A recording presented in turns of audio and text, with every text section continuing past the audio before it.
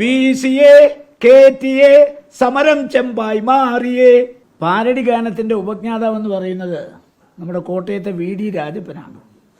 അദ്ദേഹം പക്ഷി മൃഗാദികളെക്കുറിച്ചും അതുപോലെ മനുഷ്യരെക്കുറിച്ചും ജനങ്ങളെ ആകർഷിക്കാൻ കഴിഞ്ഞിട്ടുള്ള ഗാനങ്ങൾ ഉൾപ്പെടുത്തി പാരഡികൾ നിർമ്മിച്ച് ആ പാരഡികൾ ഹിറ്റാക്കിയ ഒരാളാണ് ശ്രീ VD രാജപ്പൻ.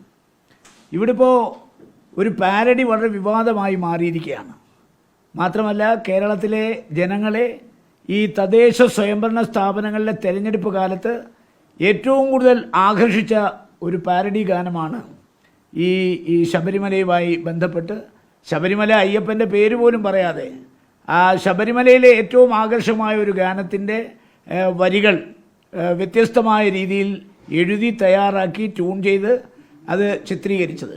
അപ്പോൾ ഇതുകൊണ്ട് ഇപ്പോൾ ഈ പാരഡി ഗാനം മാർക്സിസ്റ്റ് പാർട്ടിക്ക് ഒരു തലവേദനയായി മാറി എന്നുള്ള കാര്യം എല്ലാവരും അംഗീകരിക്കുന്നൊരു കാര്യമാണ്. ശബരിമല വിവാദം, ഈ സ്വർണ്ണ കൊള്ള ആ കൊള്ളയ്ക്കെതിരെ ഇടതുപക്ഷ ജനാധിപത്യ മുന്നണിയിൽ CPI പരസ്യമായ അഭിപ്രായ പ്രകടനം നടത്തിയിട്ടുണ്ട്. ഈ പരാജയ കാരണങ്ങൾ വിലയിരുത്തുന്നതിൽ ഇടതുപക്ഷ മുന്നണിക്ക് പരാജയമാണ് സംഭവിച്ചത്. PM ശ്രീയും അതുപോലെ ശബരിമല വിഷയവും മാർക്സിസ്റ്റ് പാർട്ടിക്കും ഇടതുപക്ഷ മുന്നണിക്കുമെതിരെ വിധി എഴുതാൻ ജനങ്ങളെ പ്രേരിപ്പിച്ചിട്ടുണ്ടെന്ന് CPI പോലും സമ്മതിക്കുന്നു.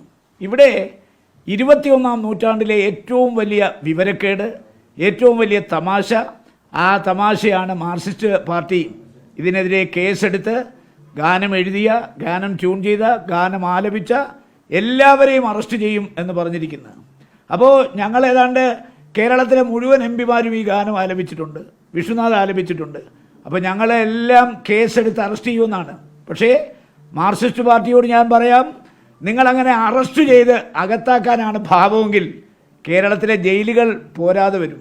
കാരണം ഇനി അങ്ങോട്ട് അസംബ്ലി തെരഞ്ഞെടുപ്പ് കഴിയുന്നത് വരെ ഞങ്ങൾ ഈ ഗാനം തുടർച്ചയായി ആലപിക്കാൻ തീരുമാനിച്ചിരിക്കുകയാണ്. കാരണം സ്വർണ്ണക്കള്ളക്കടത്ത് കേസിലെ രാഷ്ട്രീയ നേതൃത്വത്തെ അറസ്റ്റ് ചെയ്യുന്നവരെ, അല്ലെങ്കിൽ അവരെ പാർട്ടിയിൽ നിന്ന് പുറത്താക്കുന്ന, ഇപ്പോൾ രണ്ടുപേരും അറസ്റ്റ് ചെയ്ത് ജയിലിനകത്ത് കിടക്കുകയാണ്. രണ്ട് ഉന്നതന്മാരായ നേതാക്കന്മാർ ജയിലിനകത്ത് കിടന്നിട്ട് അവർക്ക് മുൻകൂർ ജാമ്യം നിരവധി പ്രാവശ്യം കോടതി തള്ളിയിട്ട് അവരിപ്പോൾ അക്യൂസ്ഡ് മാത്രമല്ല കൾപ്രിറ്റിന് സമാനമാണ്. അവർ ശിക്ഷ അനുഭവിക്കുന്നതിന് തുല്യമാണ്. കോടതി അസന്നിഗ്ധമായി ഈ സ്വർണ്ണക്കള്ളക്കടത്തിലെ, ഈ സ്വർണ്ണക്കൊള്ളയിലെ രണ്ട് നേതാക്കന്മാരുടെയും പങ്കാളിത്തം, രണ്ട് ദേവസ്വം ബോർഡ് മെമ്പർമാർ, ദേവസ്വം ബോർഡ് പ്രസിഡന്റ്മാർ, അവരുടെ പങ്കാളിത്തം അസന്നിഗ്ധമായി പ്രഖ്യാപിച്ച സാഹചര്യത്തിൽ ഇനി അന്വേഷണം കടകംപള്ളി സുരേന്ദ്രനിലേക്ക് പോകണം. അതുപോലെ തന്നെ ഇപ്പോഴത്തെ ദേവസ്വം മന്ത്രിയിലേക്ക് പോകണം. ലോകത്തെവിടെയായാലും ഏത് സമയത്തും 24 വാർത്തകളും ഓഗ്മെന്റഡ് റിയാലിറ്റി പാക്കേജുകളും എക്സ്പ്ലെയിനറുകളും വിശദമായി കാണാൻ ഞങ്ങളുടെ YouTube ചാനൽ നിങ്ങൾക്ക് സബ്സ്ക്രൈബ് ചെയ്യാം.